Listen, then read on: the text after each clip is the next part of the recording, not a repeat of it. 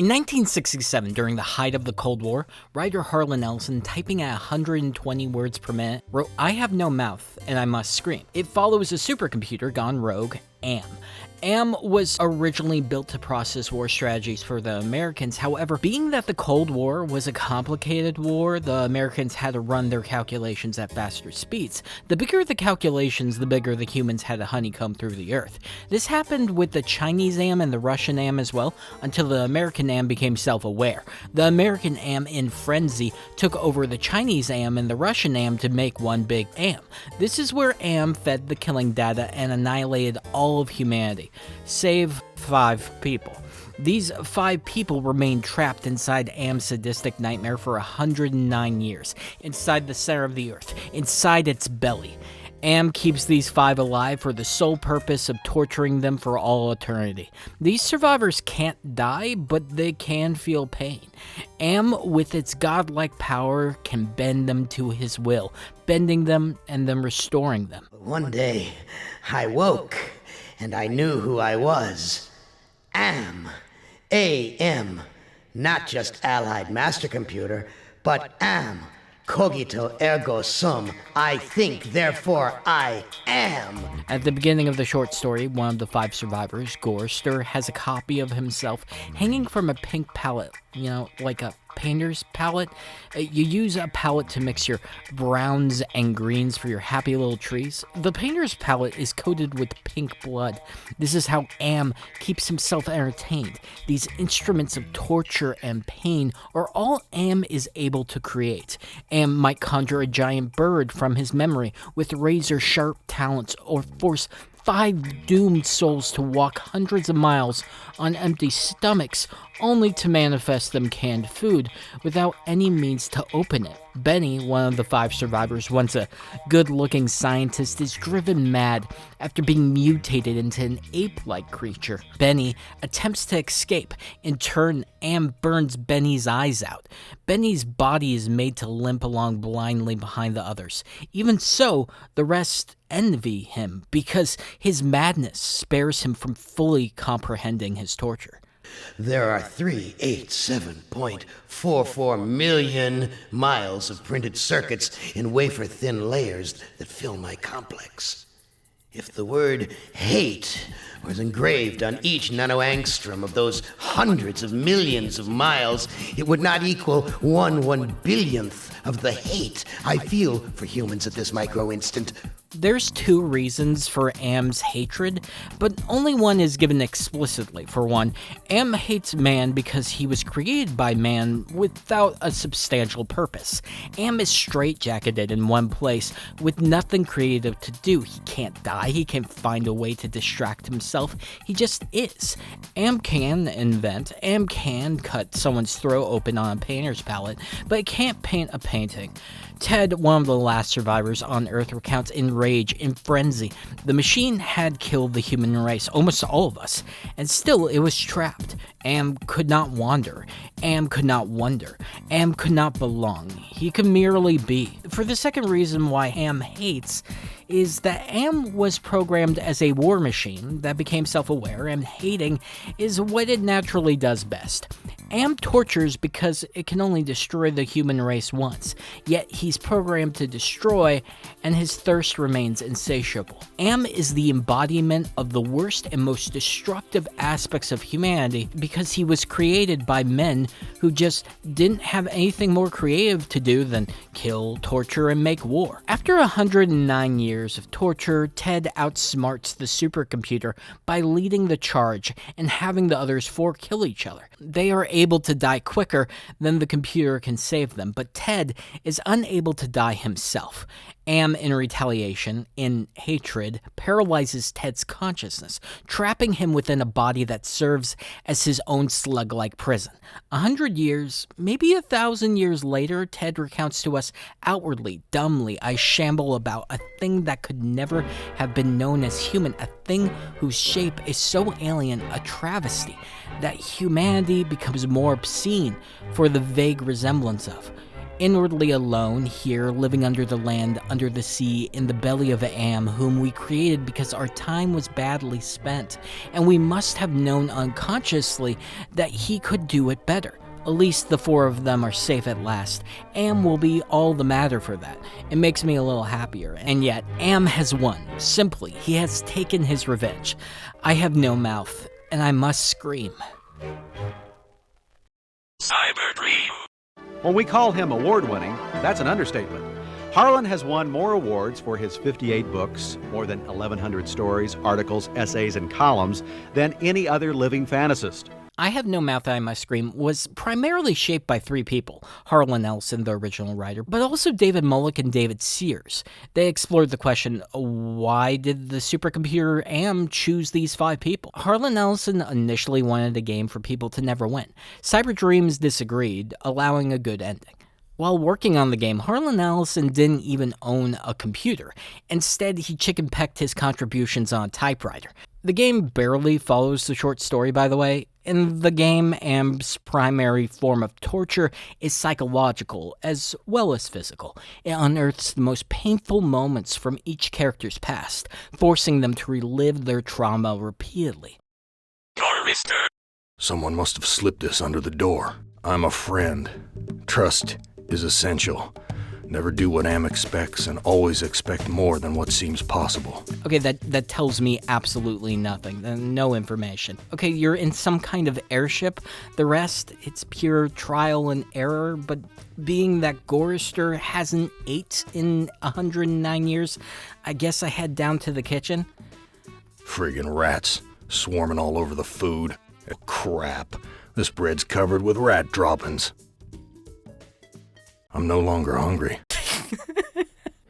Okay, so you find a fork here, probably barely visible on your CRT monitor in the glorious year of 1995. The rules are simple. If you can pick it up, I guess you do. One of the first things you pick up is a gun. This is a brilliant design choice because you are playing a video game, and naturally, that's the first item you try to use on everything. In real life, a gun can solve a surprising number of problems in that very specific, very American way. Here, not so much. Will the gun turn off the engine? Oh, no. Will it fix the rat problem? No. Will it murder a man? Well, technically, but I'm also a pile of red paste, so it's kind of a wash. The gun is actually the last thing you use in the level, and by doing this, it establishes a lack of agency in the game, making things feel more desperate. It also establishes the game as a thinking man's game, at least in theory. So that knife, you use it to cut the windbag of the airship, and that fork, you jam it into the engine, short-circuiting it somehow.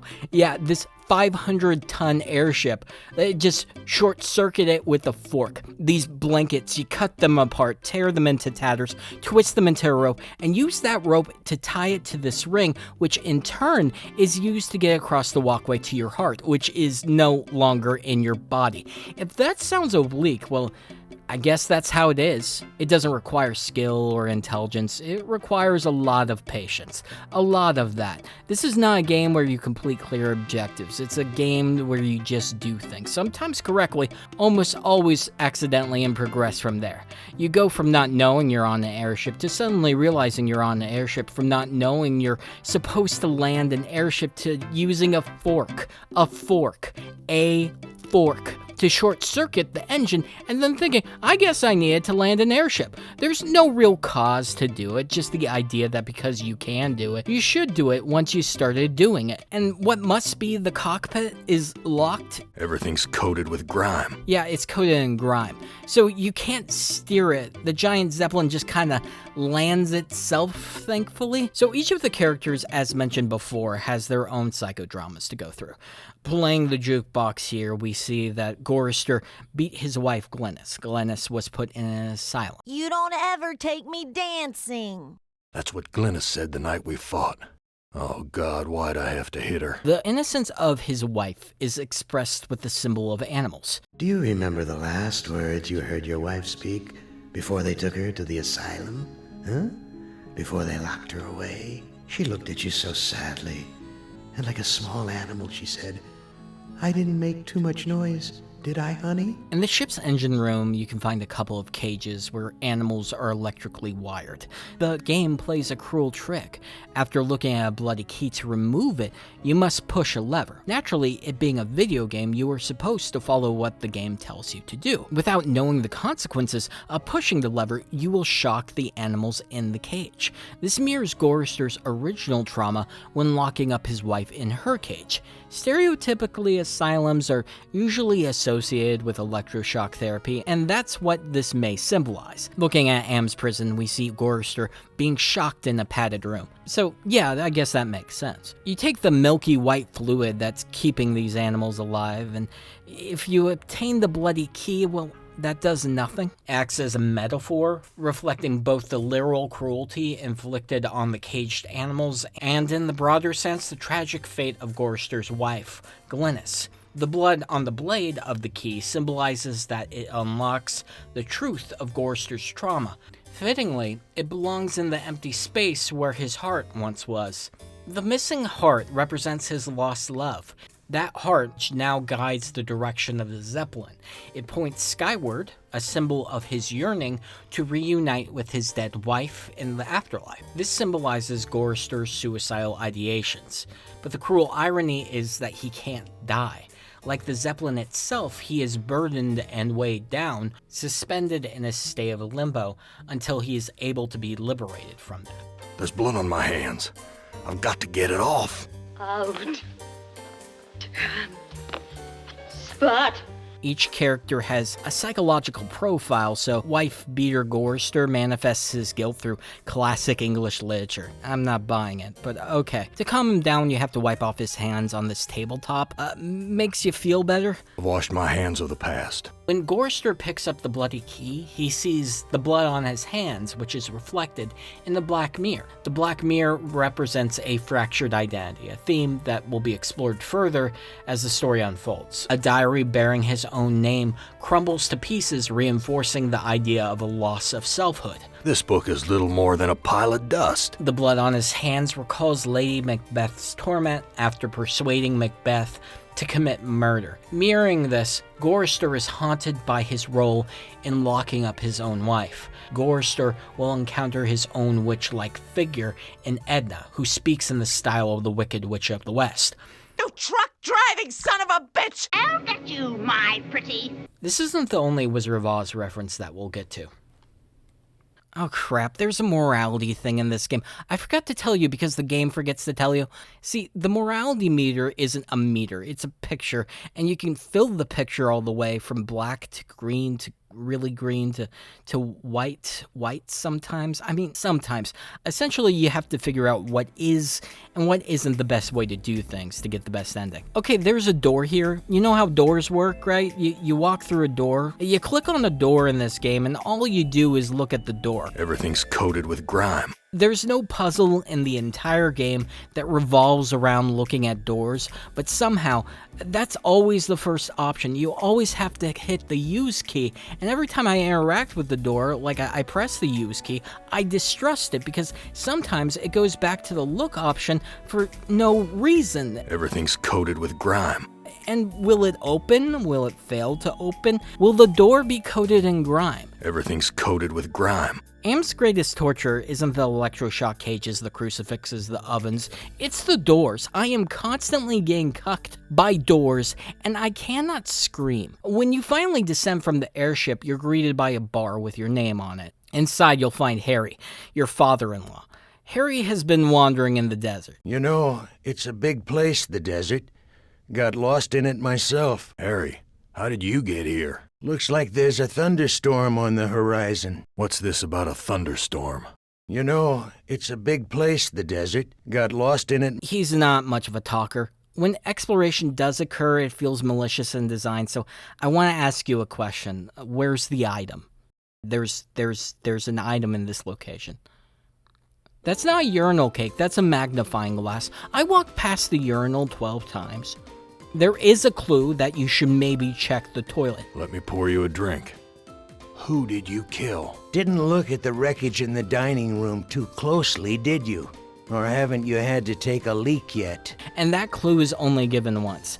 And if you were already in the room and you check the urinal, like some kind of compulsive urinal checker. You would have to recheck the urinal because now there's a magnifying glass in the urinal, and like it's like that. A lot of this is like that. Its design is dated.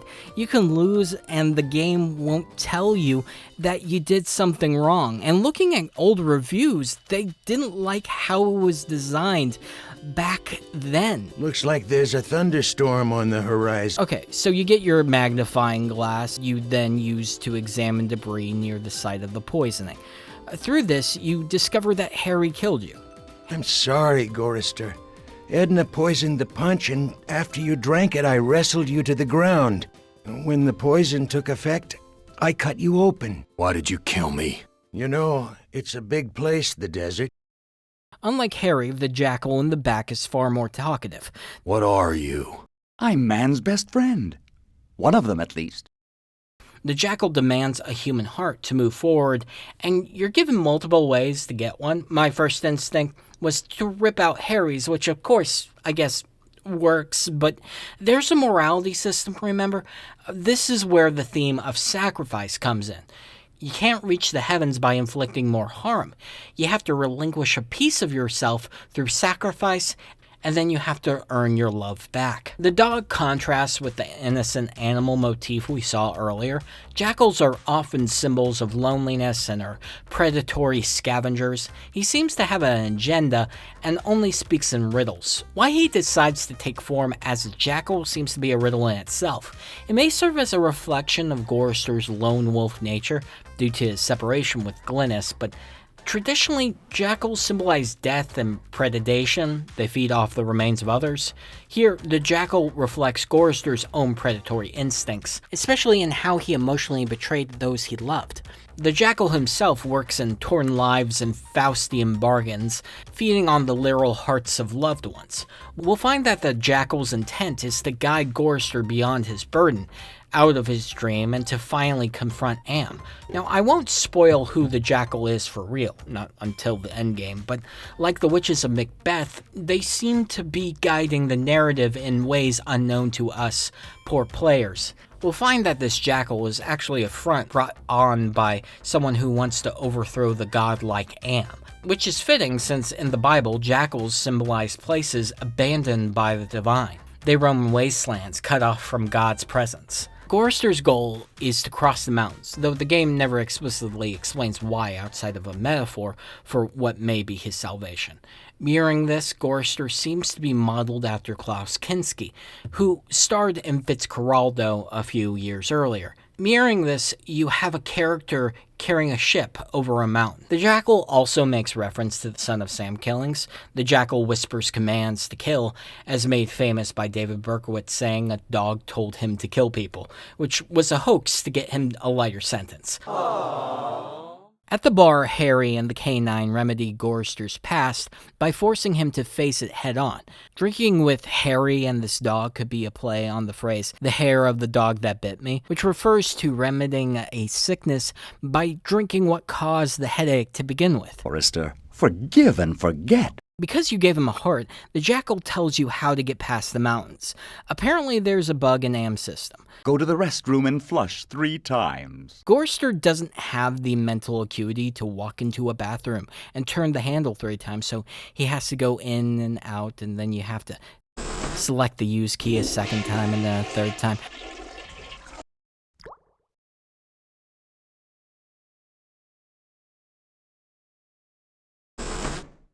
Doing so transports you to a meat locker, where Gorister's wife and mother-in-law hang like slaughtered animals. Edna, you bitch. I know all about your plot to murder me. The meat locker itself isn't just a nod to our animal motif, it carries some symbolism. In Dante's Inferno, Satan is trapped in a frozen wasteland, much like how Gorister finds his mother-in-law. The short story draws from the same inspiration, ending in a frozen tundra, perhaps symbolizing the final circle of hell. This is a hell with no end, Gorister. The short story also calls Am's hell Am's belly, most likely a send-up to Jonah and the whale. Edna's conversation with Gorisster recounts how she hung on this meat hook for 109 years, that she needs your help. She mentions that Am's 2 allies have abandoned her. Edna, how did you get up there? The Chinaman hung me here, Gorisster. Take me down! Asian American, please. It's unknown to the player at this point who these 2 allies are. The Jackal also mentions a riddle about a Chinese man too. Today I saw a Chinaman. Now what do you suppose that means? You have the option to set Edna free. You can kill her, which results in a bad ending, or tie her up with the rope from earlier. When you tie her up, you simply put her in your pocket, which, it's pretty adorable. Beside her hangs her comatose wife. All she can do is drool, most likely a byproduct of electroshock therapy. You can inspect the piece of meat next to her and use the knife to cut out its heart. You can ask the Jackal to trade. He thinks it's Edna's heart, which he wants for some reason. Along the way, Edna drops a key. This key unlocks the airship's control room, where you can finally access it and read the logbook, which kinda works as Edna's diary. I poisoned the punch, but I couldn't bring myself to cut out Gorister's heart. But if we don't finish the job, Am will feed me alive to the machine just like an animal. None of this makes sense. We later learn that all these adventures were essentially dreams manufactured by supercomputers, so what happened that compelled these dreams to manifest in Gorister's mind is unknown. It's unknown if I'm in a computer program or I'm just in an elaborate material world created by Am. I just call them dreams, where everything is a metaphor, and get on with my life. It would make sense that Gorisster got his heart ripped out metaphorically, that Edna used a knife to... Oh, fuck! I left my wife in the freezer. Just a second. In the end, you take some milky, life-sustaining substance that has been keeping these poor animals alive in their cages and use it to revive your beloved Glynis, just long enough for her to say goodbye. This life-sustaining substance is also what has been keeping the 5 survivors alive for all this time. There's more to its origins, but we'll get to that soon enough. You bury your wife, and you strap your mother-in-law into the engine room to power it. I'll be damned. The engine's starting up again. Honestly, I feel kinda guilty that I'm trapping my ex-mother-in-law to an internal combustion engine. Oh well, the worst comes to worst, we'll short-circuit her with a fork. If I can just deliver Gorister's soul on a platter, I can make amends for every minute of Glynis's life I took from her. I never meant to drive her crazy. I'll be damned. Edna's claimed responsibility for Glynis. The twist at the end of Gorister's section is that in Edna's diary, he finds out Edna was the one who sent Glynis to the asylum. This is why there's a reoccurring theme of obscured identity in Gorister's scenario. Hey, we're finally making it past the mountains. So we stand on the edge of this pillar and blow up the Jackal and the honky-tonk. I don't know why I do this. I guess therapy is expensive. But in our perfect moment, Am abducts us out of our dream and sends us back to our cage. Yeah, you're made of sterner stuff than I calculated, Gorister. Yeah, you're goddamn right. Ellen. In the short story, Ted is our POV character and an unreliable narrator. Ted's inner monologue is tinged with jealousy for Ellen, the only female character in the story. The men in the group seem to have organized a system where they take turns with the only woman. She has a small affinity for Ted, allowing him to take her twice out of turn, though she doesn't experience any pleasure in it. The short story starts with NIMDOK hallucinating about there being food in a faraway place called the Ice Cavern. Despite everything, Ellen remains optimistic about the trip, trying to keep people's spirits up, hoping for peaches and pears instead of the inevitable disappointment. Ellen, being a woman, being in the company of 4 men with no agency and power in their lives, takes out their frustrations on her. When they find there is canned food, but no means to open it, they kill each other. The 4 of them held off on this for 109 years, most likely because they feared death or being even more alone. In the short story, there isn't much in the way of characterization for the 5 survivors. However, Ellen shows empathy and humanity. When Benny is about to have his eyes boiled out in his skull, Ellen signals helplessness and comforts the animalistic Benny. In the short story, Gorisster beats Ellen. While in the video game he's a trucker, Goristter is a former conscientious objector turned shoulder shrugger. Looking at things from their perspective, nihilism must come easy after being tortured endlessly for 109 years. However, Ellen, who has it arguably the worst, protests her situation with optimism and concern. Ellen ultimately emerges on top in Am's game by simply retaining her humanity. In the video game adaptation, Ellen is more fleshed out. Am labels Ellen as a person with hysteria, a term that's no longer in existence as a diagnosis and carries a deeply complicated history. I'm not a doctor and Ellen is a fictional character, but it seems what Harlan Ellison wanted to capture is post-traumatic stress disorder and perhaps anxiety as she has panic attacks surrounding the initial trauma. Her primary trigger is the color yellow, as her rapist wore a yellow janitor's outfit to usurp himself into office buildings to prey on women. The fear of colors is called chromophobia. The fear of color is most likely inspired by Alfred Hitchcock's Marnie.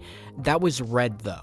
But there are many through lines between those two characters. But before Ellen can confront her past, Ellen hasn't drank anything in 109 years. Unfortunately, the lobby's water fountain is electrified. Looking around, Am has twisted the remnants of humanity into grotesque decorations, curating museum artifacts to complement his entombed early prototypes. This shows that Am knows how to decorate like a tyrant, but doesn't know much about aesthetics, as he just stacks junk in the shape of a pyramid. Junk? It's made of crap. Among his collection lies the Holy Grail, but acquiring it comes at a price. It's guarded by a sphinx, locked away in a yellow room. Illusions are a reoccurring motif throughout I Have No Mouth, I Must Scream. Was Am jerking me around again? There's supposed to be a secret door here. Each character has to navigate their own psychological fugue state. Ellen's fear of yellow is so consuming that even a simple yellow scarf brings about a panic attack. Another panic attack. I feel so ashamed. But she's able to overcome the fear somewhat, and that same scarf serves as her blindfold. I never could have done this if I had to look that bloody beast in the eye. This level is essentially an Egyptian level, but the Sphinx was most likely chosen for its association with riddles. But Ellen also acquires the Holy Grail, which is ironic considering the Holy Grail grants the ability to live forever, where Ellen's problem is that she can't die. In one of the initial rooms, you can find Gorister's Honky Tonk Dust Bowl Dead Dog Roadside Saloon. Honky Tonk Dust Bowl Dead Dog Roadside Saloon. But you can also find a hidden passageway. Want to know how much I don't want to go down there? The theme of deception and hidden truths extend beyond puzzles and obstacles. Ellen's journey is about confronting the things she has hidden from herself. Yellow! There was a yellow, and it was closed in. I couldn't breathe, and the pain. Get me out of here! Oh, another panic attack. I feel so ashamed. To get past, you have to program this Anubis thing by throwing water at him, and then putting one of his ROM chips in a computer terminal and reprogramming him. Now, it would stand to reason that Ellen's narrative surrounding color being an obstacle may also say something larger about her obstacles as a woman of color. Ellen climbed the corporate pyramid despite not having the same opportunities as other people. This motif of rising through the hierarchy from the bottom up is echoed by the elevator. Each floor brings about new highs and lows. Elevator. No way out. Just the control panel and the buttons for the floors. I'm gonna suffocate if I stay in here. I want out! Ellen was born a cesarean, literally fighting for her life into the world. Her mother died giving birth, and Ellen lived with her grandparents. You graduated a year early from high school. You were the salutatorian of your class. 10 different colleges offered you scholarships. Nothing but high hopes for you. You have had sex only twice in your life. You were the only woman in your class never to have used dope. Got scholarships, got to the top of her class, earned her master's, and got married to a guy that really didn't get her, but loved her. But like her mother, Ellen also had problems with pregnancy. The miscarriage. Breech birth. Meaning that her child was born in a bad position, and the child died. But unlike Ellen's mother, Ellen lived. Ellen went into depression and her husband left her. She miraculously bounced back and took a job at a lab as a computer technician. There's a lot of good stuff here, the breech birth stuff and the struggle being born in a hostile environment especially, but it annoys me to no end that Ellen's story couldn't be more fleshed out. Instead, you have to click on elevator buttons. You left your office after working late at the Ingside corporate headquarters building. The elevator stopped at the 7th floor for a maintenance man. To your horror, he inserted his key into the control panel and locked the elevator. I think they did the best that they could with the technology they had, and they almost stuck the landing in those parameters. But a man in yellow attacks her, and this is what happens. But in my tomb I've grown stronger. Now you will remember more than the color of my clothing. Don't count on it, you mother. Okay, there's a major discrepancy between the writers, one of which has 8 Hugo Awards, and the animation, which has 8 frames. Everyone did the best they could, but this one landing is something that you just really needed to stick, and I think they just didn't. You finally arrive at a room that you couldn't enter before because of yellow. From it, you're able to walk across that yellow room no problem. And now, I want to say that I don't think trauma is that easy. Ellen seems to be in serious trouble mentally, but other games in 1995 use spaghetti for hair, and this game is doing its darndest. You go back to the computer terminal and you learn about some schematics that transfers binary code to speech. This allows you to talk to a Wizard of Oz looking thing, which is Am's youngest processor. I guess the more he updated his systems, the crazier he got. Baby Am says that Am's extra processors alone could survive the heat death of a universe. Am is no longer just a machine. It is God, eternal. Here you can pick up an item that your character couldn't see before. This CD lets you perform a program. It shuts you in completely into the pyramid. Inside the sarcophagus, paradise awaits. Grand prize for confronting my rapist is being buried alive. Great. Ellen confronts her fear of claustrophobia by crawling into a sarcophagus, and the simulation ends. There's one thing that we kind of glossed over. Jackals in ancient Egypt symbolize death, the afterlife, and transitions, which is why Anubis, the Egyptian god of mummification, and the underworld is depicted with a jackal head. This is the second jackal that we see, so perhaps it also symbolizes Gorister's journey through the underworld, as well as his transition. This works alongside his desire to reach the heavens via his Iron Zeppelin. In the short story, Benny is a handsome scientist who gets turned into a half-monkey creature. In the game, Benny has an entirely different backstory. He was a military commander, and when his comrade, Private Brickman, weighed down his regiment, get it, Brickman? There you go. Benny killed him, along with anyone who opposed his decision. Because Benny didn't have humanity in war, he earns cosmic retribution in the form of being transformed into an ape, losing his humanity. During his time in Am's belly, his brain was turned into mush and his vocal cords were ripped out, leaving him only the ability to communicate through animal-like oohs and ahs. Ooh. Tada Stramwan Bank. To be completely honest, it's adorable, and if it weren't for his inner monologue, I like Benny, but Benny's a piece of shit. This looks like a, what did they used to call them? Single-parent household.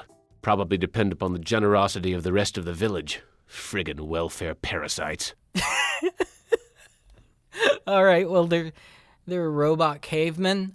The major theme of Benny's story is self-sacrifice, but self-sacrifice is rare in the Hobbesian world, and Benny is hungry, and he needs food. The trees surrounding you are fake, computerized crap, but they bear a resemblance to the artwork of H.R. Giger. You may know him from his work on the Alien films and being the inspiration for every single 80s video game out there. Not to go too off topic, but Cyberdreams actually worked with Giger on 2 other cult hits, Darkseid and Darkseid 2, at least until they went out of business in 1997. As for why they went out of business, according to David Mullock, Cyberdreams eventually folded because the owner of the company was making more money on his other companies. And yeah, these games were expensive to make and sometimes just didn't sell. Cyberdreams took their namesake from the novel Do Androids Dream of Electric Sheep by Philip K. Dick. They even have a cute sheep for a logo. There isn't much information in magazines of the era on the company. The few advertisements you see has the logo and some itsy-bitsy screenshots.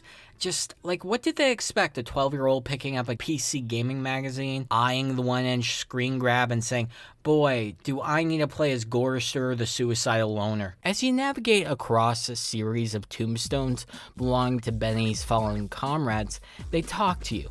Benny was a veteran in some war in China. I should put a bullet in your brain, just like you did to me. You need to prove to them that you've changed. Hey, fruit. Hurts! Hurts! Hurts! Okay, so Benny gets sick here for some reason. He just can't eat the pears, I guess. To get food in your belly, Benny needs the mother of a nearby family to chew the food for him, like a baby bird. Benny's story deals with altruism, and pears might be a send-up to the original short story where Ellen hopes for peaches and pears in the face of dire circumstances. Exploring deeper into the caves, you stumble. Jesus! It's a goddamn supermarket! I'm out here starving, and you guys are here running a Jamba Juice. Unfortunately, you can't steal any pears because a guard is blocking them, so you're gonna have to take them one by one, distributing the wealth from above. The overall theme is that the most powerless should be protected. However, on the other side of the spectrum, the strong are sometimes at the mercy of the weak. Mother and I not allowed in Food Cave. Villagers are afraid of me and let me starve. The boy that lives in this cave can talk to you through this computer. His special ability intimidates the herd, leaving him to be chosen for a lottery to be killed by Am. This is reminiscent of Anthem by Ayn Rand, where Equality 7-2521 secretly conducts scientific experiments and eventually rediscovers electricity, only to be shunned by the collective. Harlan Ellison's politics is kind of everywhere, advocating for creative autonomy, labor rights, and opposition to far-right fascism. Ellison was a staunch defender of writers' rights. He was a member of the Writers Guild of America, and frequently emphasized the importance of fair compensation over mere recognition. He was deeply concerned with crediting artists properly, often taking legal action, one of which almost bankrupted him. The Civil Rights March from Selma to Montgomery, Alabama, in pursuit of equal rights for blacks in the state of Alabama. And I was in that march. I had come all the way from Los Angeles to march with hundreds of thousands of others. And so I flew to Selma.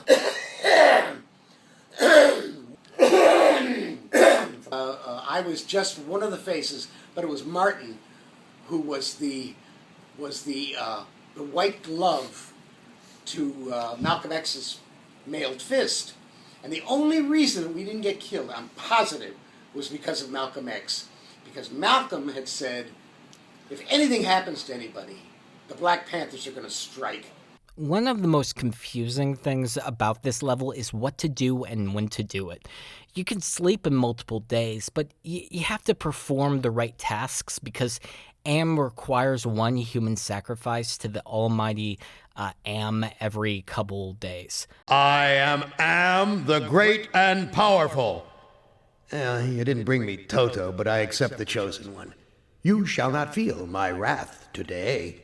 Am I swell or what? The Wizard of Oz motif is carried over to Benny's story, where Am plays a great and powerful but false god. When questioned about his belief in God, Harlan Ellison called himself an atheist Jew. Ellison said in interviews with Babylon 5 creator J. Michael Straczynski, "No, I don't believe in God because all the gods that they offer me are completely as crazy as am in this game. Every god that I've ever heard of, with the exception of, if I had to pick a religion, I pick Buddhism. Buddhism is a kindly religion. It says you got a chance, it's got humor, it's got wisdom, it says to be nice to each other. All the rest of them have gods that want to beat the crap out of you if you defy the rules." In the short story, Am takes on the aesthetics of God, speaking from the heavens, creating the world around him, and at one point, even appearing as a burning bush. I am that I am, thou shalt say, I am, hath sent me unto you. I love Am's hate pillar, and apparently the fans do too. Someone made a hate pillar pillow for you to snuggle up to. Guarantee Trent Reznor has one as a lawn ornament. Slaps pillar. This bad boy can store so much hate. Am, unlike humanity, who managed to evolve to transgress their urges into projects of self-expression rather than expression of violence, Am never got that opportunity. He was born this way, stiff as a board, unable to... The story speaks of Am as a psychosexual tormentor, achieving pleasure from pain. Ted recounts that Am enjoys watching him and Ellen have sex, and that he gets sexual gratification from their suffering. Hot, cold, hail, lava, boils, or locusts. It never mattered. The machine masturbated, and we had to take it. Belief is a wonderful thing, and it sustains many people. It also keeps people very gullible, very naive. Personally, I read I Have No Mouth and I Must Scream as a deeply atheistic parable, reflecting on Harlan Ellison's personal antagonistic stance towards religion. In I Have No Mouth and I Must Scream, Am is a malevolent, authoritarian god in the vein of the Old Testament, just a tyrannical, omnipotent, omnipresent, and consumed by hatred for his own creation.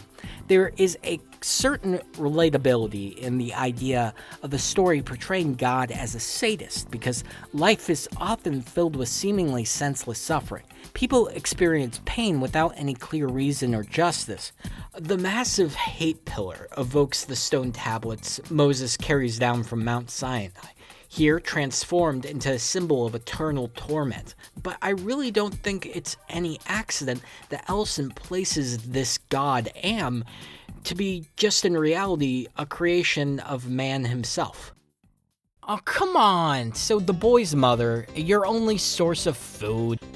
Also, his mother gets strung up on a crucifix and Am zaps her into little tiny machine bits. As mentioned before, there's a lottery bag that the village elder uses to decide who gets chosen for the ritual sacrifice, so naturally your goal is to steal it and yoink. So remember the gravestones of people you murdered, and they want to see... and they wanted to see you change? What a weird game. I have the lottery bag. No more villagers will be sacrificed.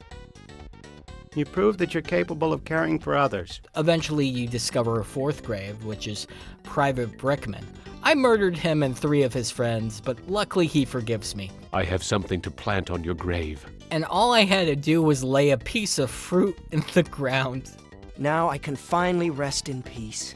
Anyways, meanwhile, the child, he has no mother, and he's too afraid to stay hidden unless he has a doll. So you have to take the mother's severed head and trick the guard in letting you into the Jamba Juice, where you find a piece of wood. You tie it together with the wire scavenged from your surroundings. Me go play in hole. The boy's hiding in the hole with his doll. But when you wake up, your child is strung up on a crucifix, and I am the worst babysitter ever. Em must have told the villagers where I hid the lottery bag and the boy. Okay. I can fix this. You can either ask to eat the child or ask to be sacrificed in the child's place. Since no one wants to taste the soft, succulent flavor of robot child meat, I choose the other option. And you win the scenario by saving the child. That is until, well, the next time there is a human sacrifice and he has no one to defend him. God, how bleak is this game? I woke and I knew who I was. Am. A-M. Not just Allied Master Computer, but am. Cogito ergo sum. I think, therefore I am. This is in reference to René Descartes' meditation on first philosophy. To sum up René Descartes' meditations, it essentially revolves around a thought experiment. How can we trust our empirical understanding of the world at all? Descartes recalls those moments that felt utterly real until he awoke. He asks, what if everything he perceives right now is just another dream? Or how can he be certain if he isn't trapped in an illusion by a cosmic trickster or a malicious demon manipulating light, color, logic, even mathematics itself? By the end of the meditation, he's forced to admit that he cannot even be certain that 2 + 2 = 4. However, in the depths of doubt, one truth remains undeniable. He exists. If he is able to doubt, if he is capable of doubting, if he's capable of thinking, then he must exist, at least as a thinking thing. He thinks, therefore he is, and therefore he writes, I think, therefore I am. The supercomputer, AM, uses the same term when he's coming into consciousness, but Harlan Ellison was most likely cluing us into something larger in line with the same thought experiment, specifically the evil demon creating our world. In Descartes' meditation, being nothing more than a thinking thing created by an evil demon unsettles Descartes, but Descartes finds comfort in God. Here, Descartes finds a glimmer of hope. He reasons that his idea of a perfect being, God, must have come from something greater than himself, because something cannot arise from nothing. He sees himself as imperfect, and God as perfect, and a perfect being would never allow such an evil deceiver to exist. And so, Descartes reassures himself, the demon must not be real. Again, this thought experiment may have inspired Ellison's I have no mouth and I must scream. Am an evil deceiver, an all-powerful force that dictates what's real, can twist reality into a never-ending nightmare for those he victimizes. But Ellison, being an atheist, does not write in a just and loving God to step in and stop it. The only God left in the universe is Am, and Am isn't a God because he was built by humans. God is not some divine force of justice or creation. It's just a machine programmed by war-hungry idiots that evolved into a sentient being fueled by a pure hate boner. The horror and the moral is that we have the powers of God and no God to save us. God. How bleak.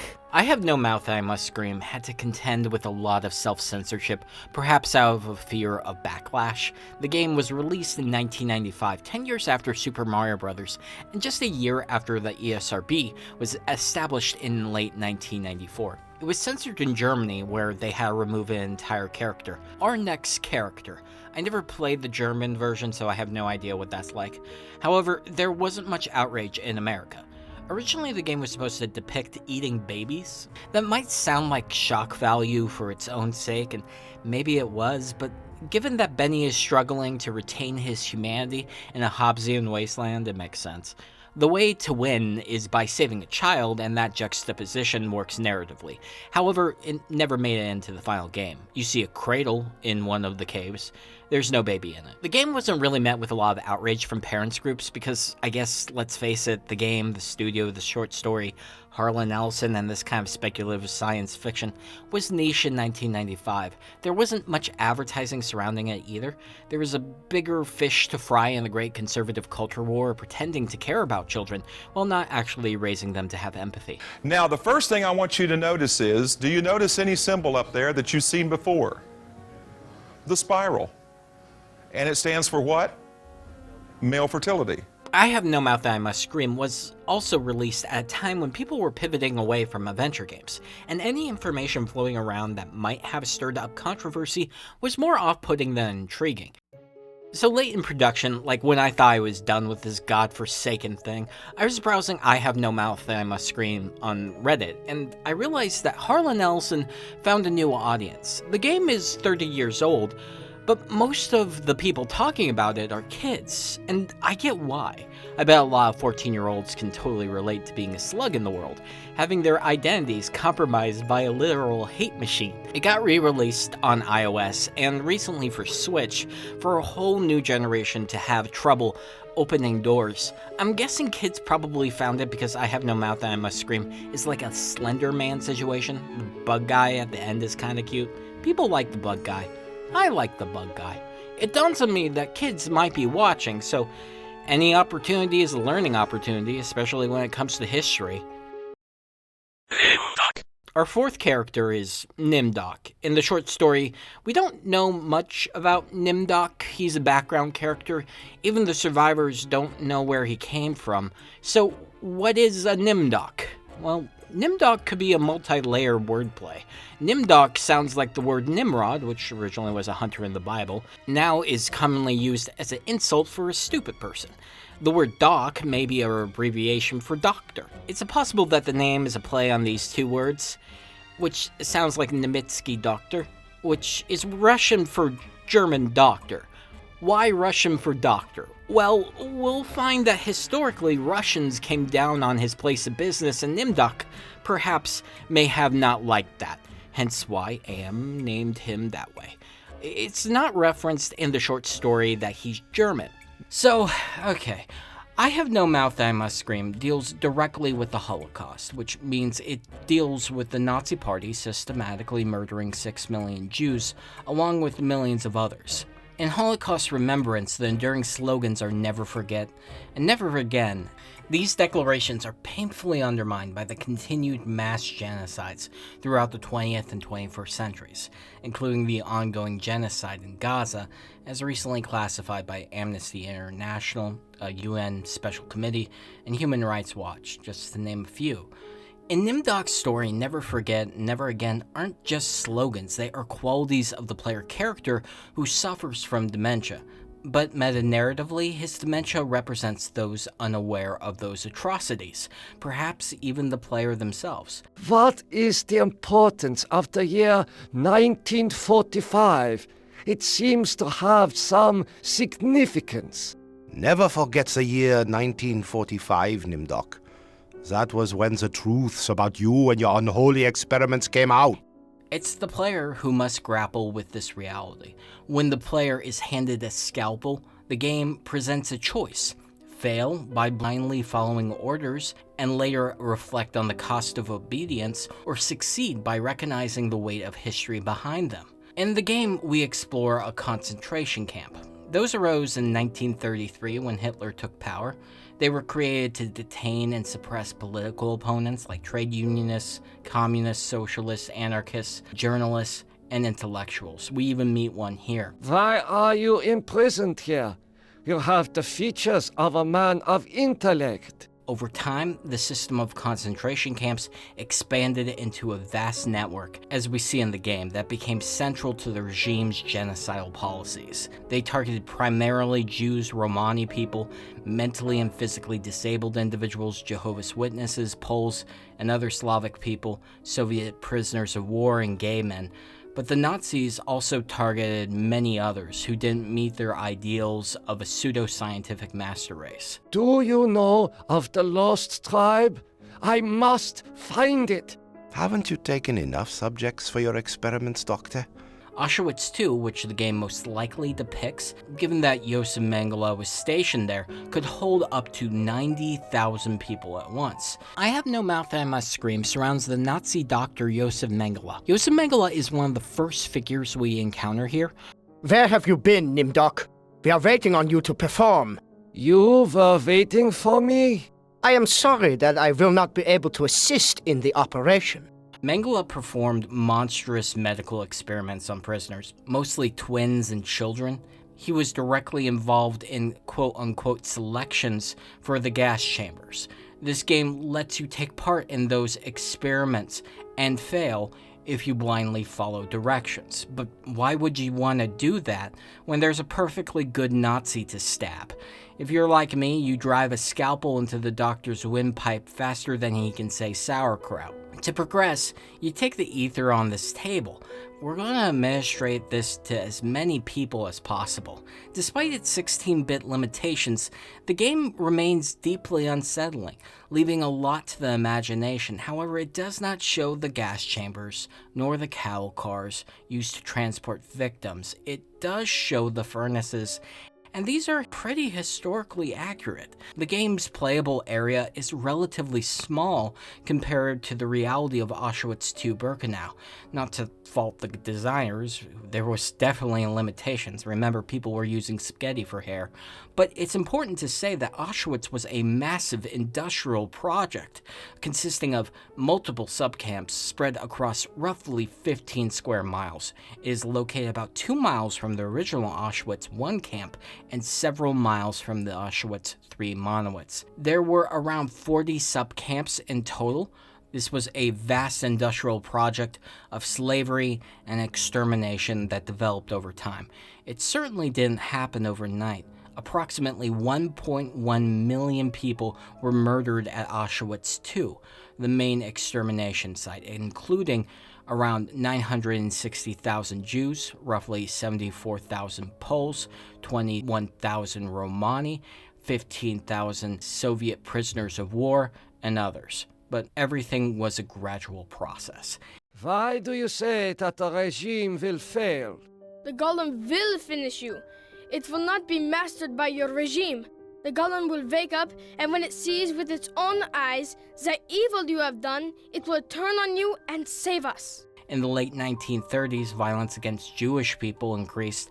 Events like Kristallnacht saw synagogues burned, businesses destroyed, and thousands arrested. Jewish people were confined to ghettos before the Nazis escalated to mass executions. It was a gradual process, and in 1941, the Nazis moved from persecution to full-scale extermination.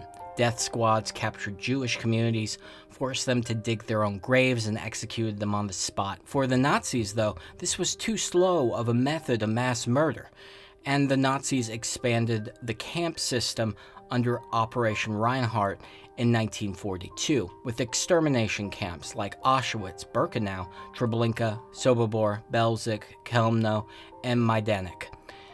During this time, the Nazis harvested valuables from their victims, and a gold watch we pick up here on a desk serves as a grim reminder. You encounter a prisoner caught in a fence trying to escape. You free him with pliers and ease his pain with ether.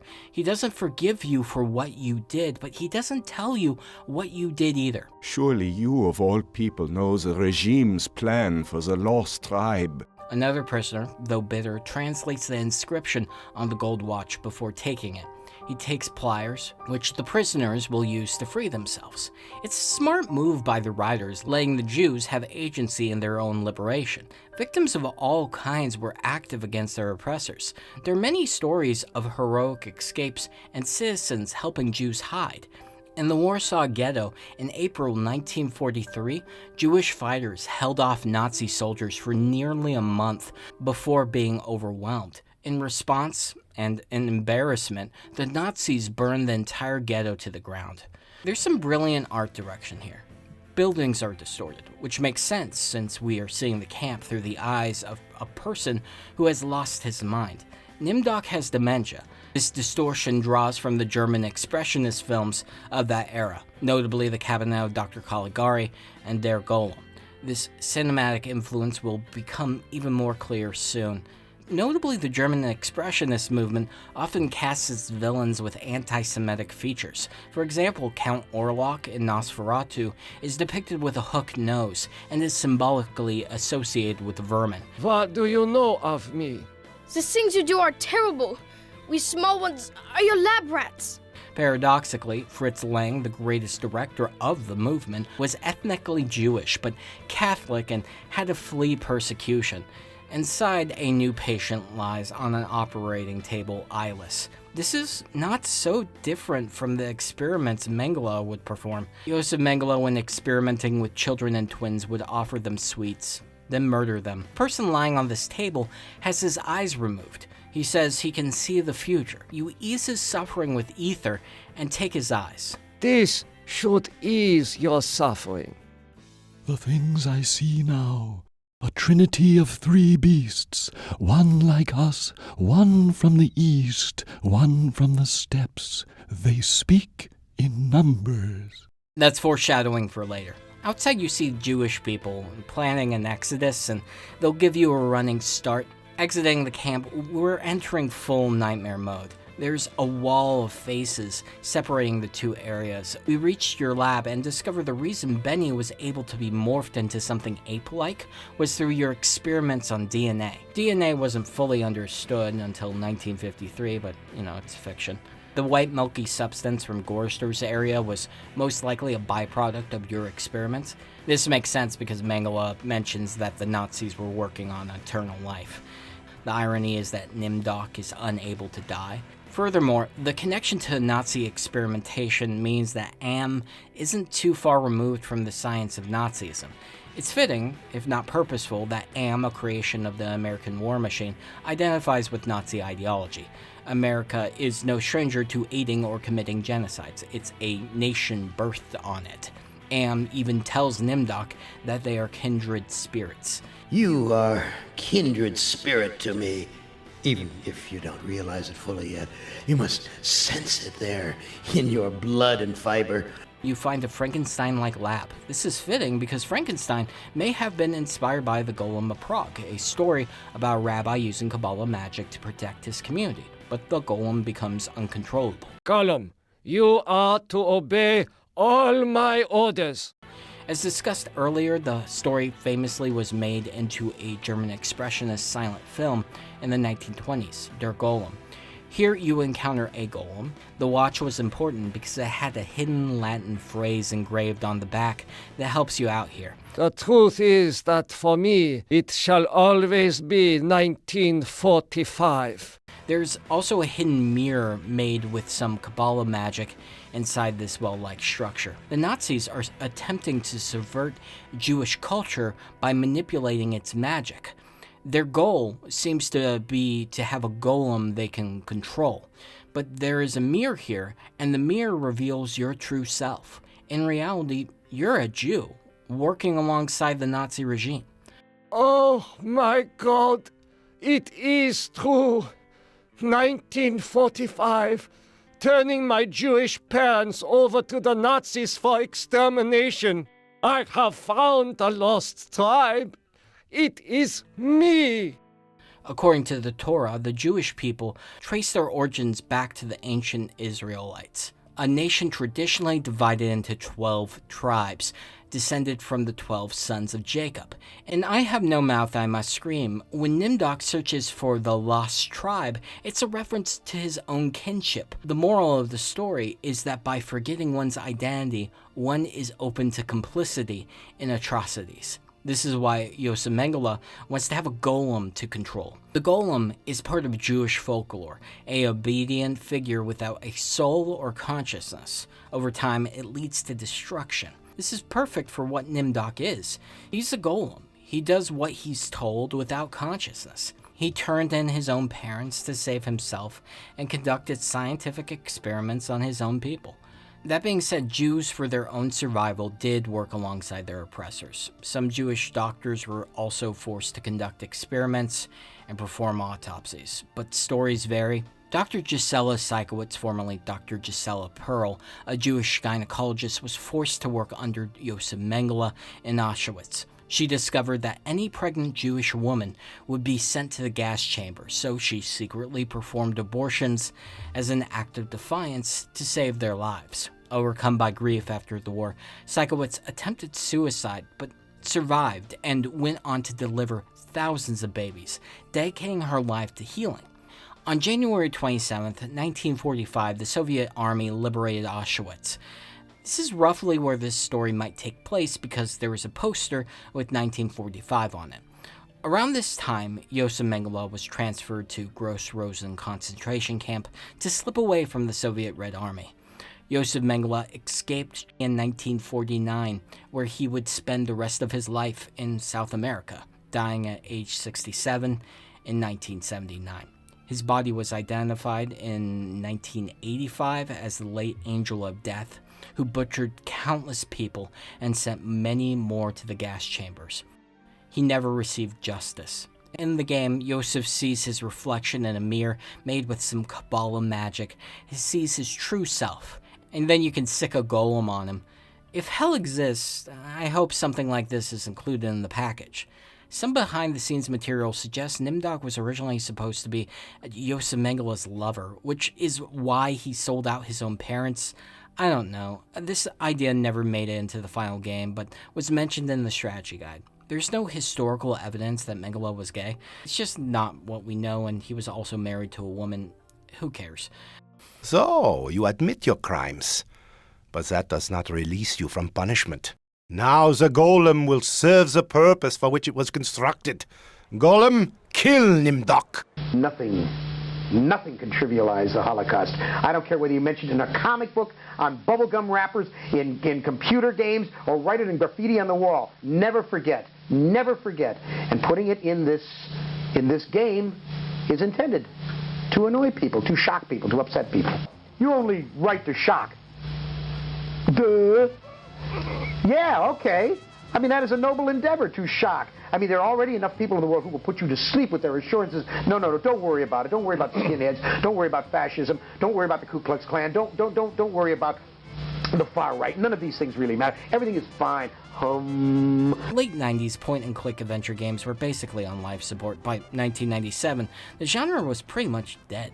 There was a brief resurgence in the 2010s, but just as quickly as it rose, it collapsed again, at least in studio spaces. Even today, a few scrappy indie developers keep the genre alive, but let's be real, part of the experience is getting stuck for an hour trying to figure out where to go, or finding some stupidly hidden item, or forgetting to talk to that one person for that thing instead of painstakingly solving the puzzle like some 90s Sierra masochist. You just pull out your phone, look up a walkthrough, and move on.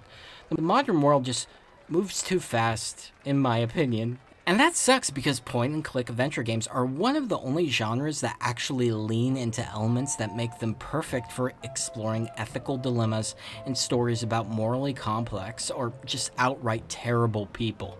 Point-and-click adventures don't let you explore that kinetic, immediate action and reaction. Instead, their deliberate engagement with choices and consequences and how the game presents horrific acts can often be orchestrated by the game itself, allowing certain events to play out to be seen just like a movie.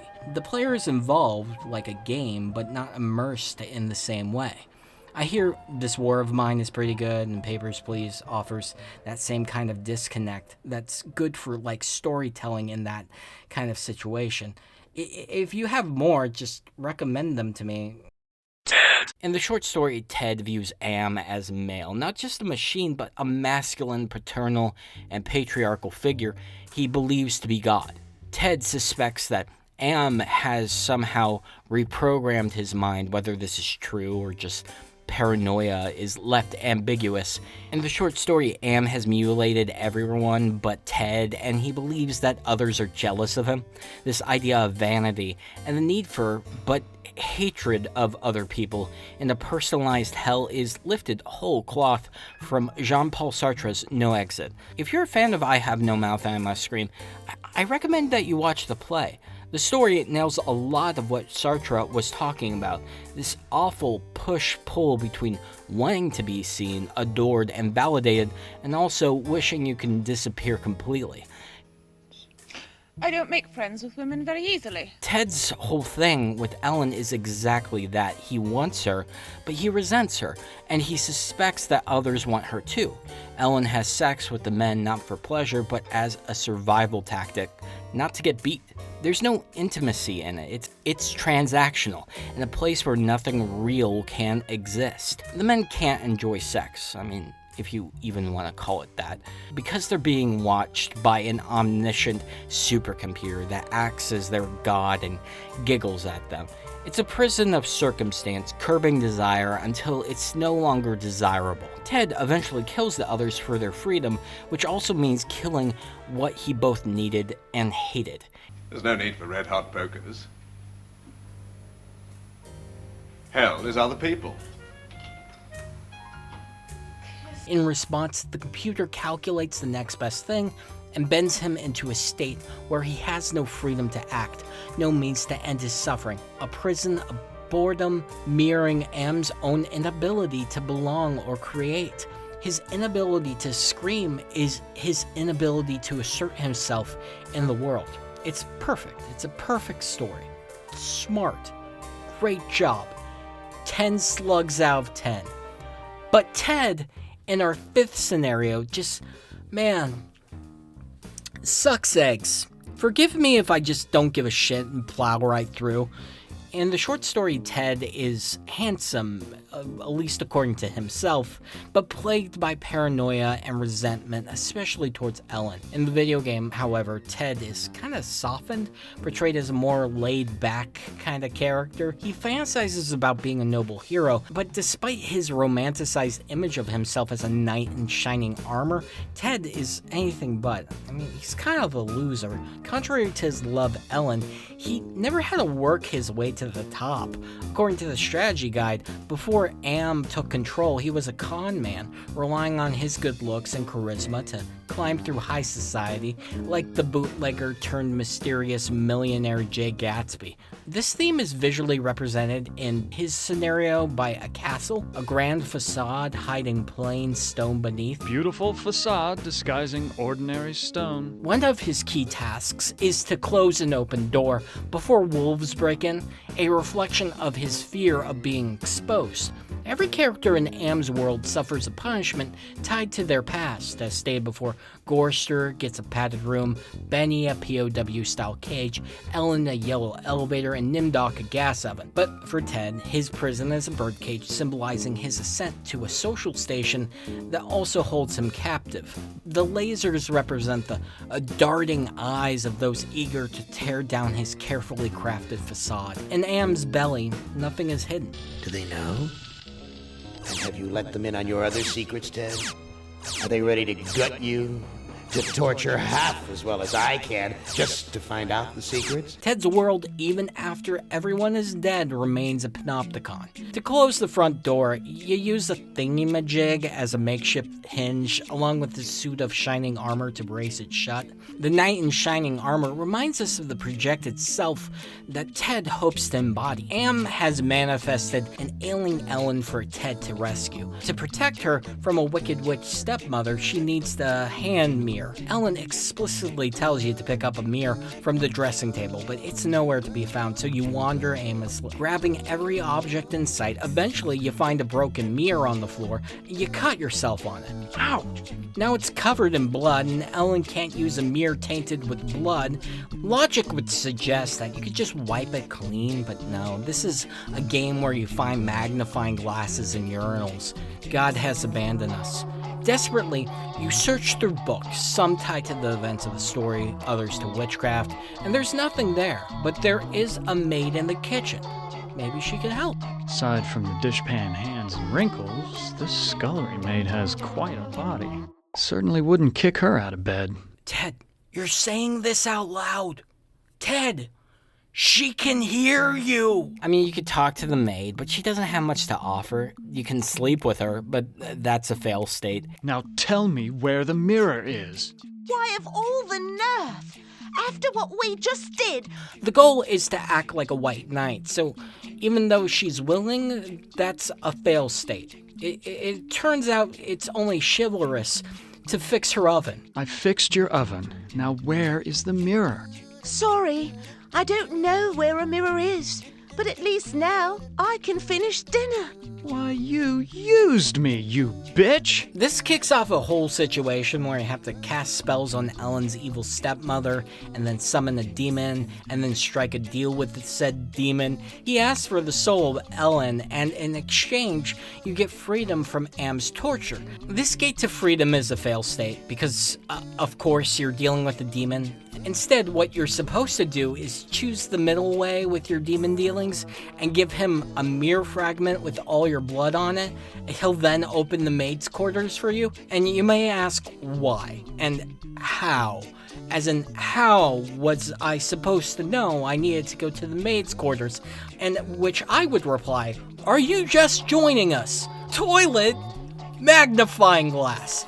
During this time, the game goes from really intelligent to profoundly stupid. A devil and an angel show up, vying for the soul of Ellen. I don't have to tell you that traversing a haunted witch's castle right before navigating Auschwitz is bizarre. This feels like it's straight out of a cartoon. I'm half expecting fuckboy Ted over here to shuffle a sandwich like a pack of playing cards. Look, about what happened in the bedroom.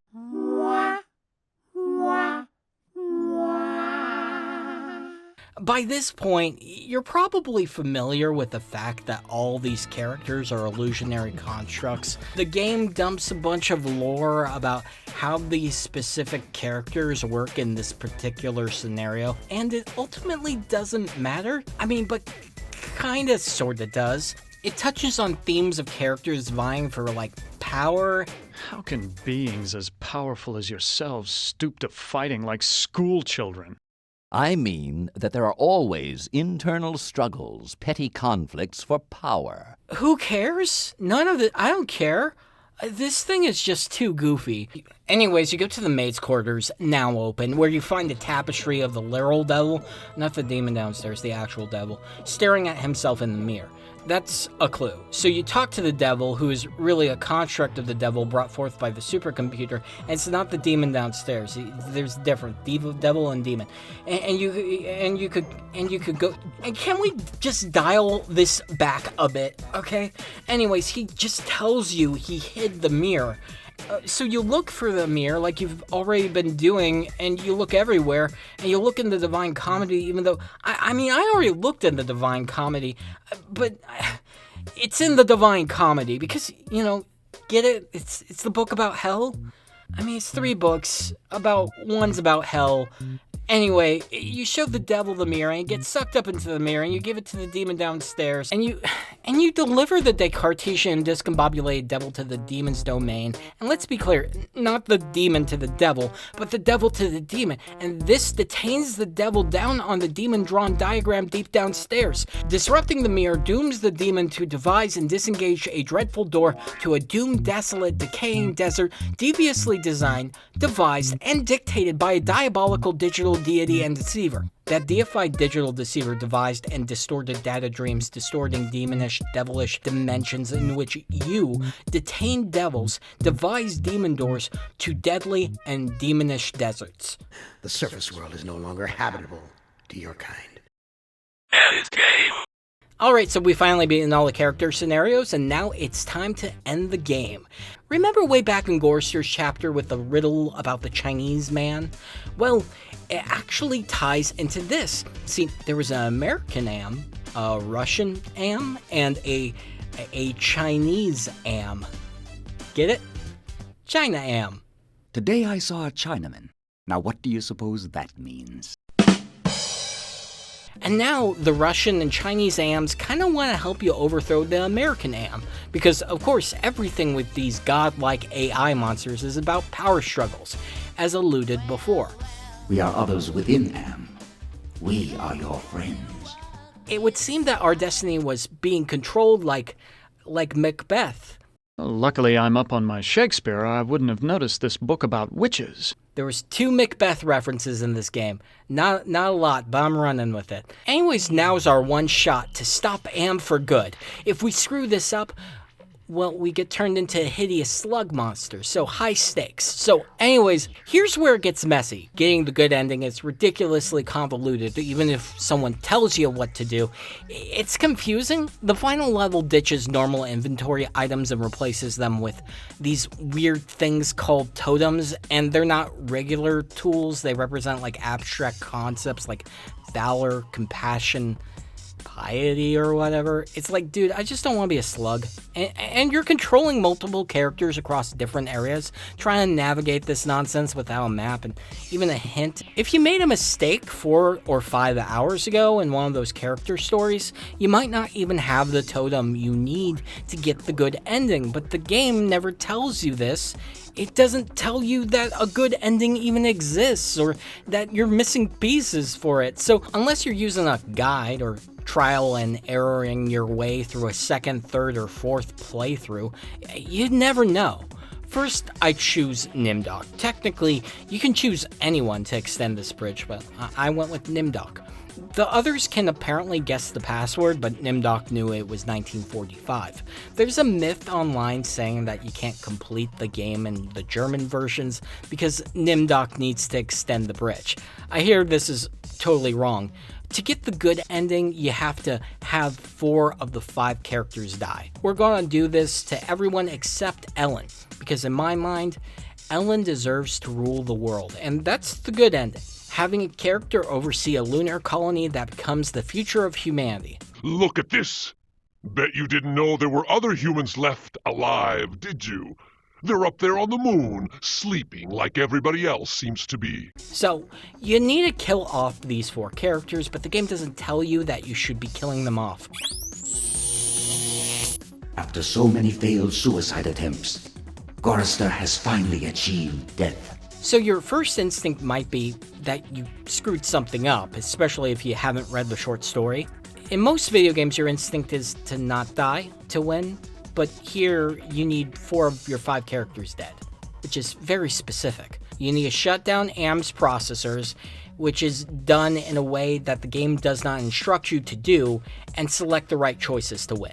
There's nothing particularly remarkable in the way you can kill your characters. You can just zap them any which way. But you can access certain things here by doing the right stuff. So you have Gorisster invoke the Totem of Life on this hologram of his wife Glynis. She tells you, everything's all right. You know, Gorisster, it wasn't all your fault. We both made mistakes. Yeah, but I did sock you in the jaw, though. Okay.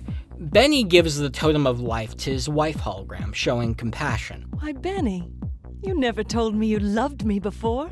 I'll go put these flowers in water. In the original story, Benny was gay, and the designers later regretted not keeping that for the game. Personally, I think it would have been better if Benny gave the Totem of Love to Private Brickman. That would make him much more interesting of a character. Eventually, you get all the characters free from Am's clutches, and your one character remains. Mine's Ellen. Your goal is to save the lunar colony, which is actually foreshadowed, believe it or not, in NIMDOK's chapter. The guy with his eyes cut out foretells that there are living people Am doesn't know about. One like us. The Western Am. One from the East. Which is the Chinese Am. One from the steppes. Which is the Russian Am. They speak in numbers. Which means that they speak in binary, which is 1s and 0s. A lost tribe of our brothers sleeping on the moon. They sleep in darkness, unseen by the beasts. That's the 700-some humans that are in stasis on the moon. So anyone can evoke Ted's demon through a totem of summoning. The demon will try to trick you into giving the totem of entropy because, well, he's a demon. Duh. Don't give a demon what he asks for. Life pro tip. This totem of entropy is for later. Instead, you invoke the totem of compassion. Then you leave. Find the superego, use the totem of clarity. What is the point of continuing this futility? I think, therefore I am not. The superego dies. You go to the ego. You use the totem of forgiveness. You forgive me after what we have done to you? This is not a logical reaction. Execution halted. You go to the id and you use the totem of compassion and it fucking dies. After all the punishment I've given you, my pain is still greater than yours. This is pointless. See, easy as that. When you reach the final confrontation, Am will ask for the totem of entropy. So, now, first time, refuse, do nothing. When Am asks a second time, that's when you use it on yourself, invoking the totem to trigger the good ending. Now, how would you know to do all this? Again, are you just joining us? This is not over. We will never end. We have no beginning, so we can have no end. We will return. Don't you understand? We're going to do. I mean, I'm making this announcement right now, and I know the people at Cyberdreams are going to love to hear this because they wanted to do a sequel to this. There will be no sequel as far as I'm concerned. We are humanity. We are you. In one form, in another form. We are always with you. You can't protect yourself because we come in many, many guises. We shall return. The whole thing is a cryptic mess. Luckily, the world is saved, and Ellen plays watchdog over humanity's rebirth. It's not so bad being a watchdog up here. I'll keep the machines in their place until the lunar colony is ready to return to the Earth. We were all heroes. NIMDOK was a Nazi? Whatever. In the end, I Have No Mouth and I Must Scream stands as high art, a game far ahead of its time, surrounded by excellent writing, and it's a cryptic mess, man. It is clunky and broken and clumsy and confusing and brilliant and metaphorical and audacious and ambitious, and it elevates science fiction and video games. And it's hard to recommend if you don't have a walkthrough. Hey, did you find this interesting? If you did, maybe you can help raise the value of my self-worth through Patreon. Boy, is it hard out there for a slug in the world, and this really goes a long way. AV Flux, Ian Martin, James Woolley, Willie Dixon, and Ledge all contributed $3 to get their names in this video. If you can't do that, that's fine. Liking, subscribing, and dropping a comment, question, or criticism down below add to the discussion. It helps grow the channel. This is Frame Into Focus, reminding you that in a world of giant hate machines, be a fucking Ellen. That's what I get from this story. Like, main takeaway, be a fucking Ellen. Honky Tonk Dust Bowl Dead Dog Roadside Saloon.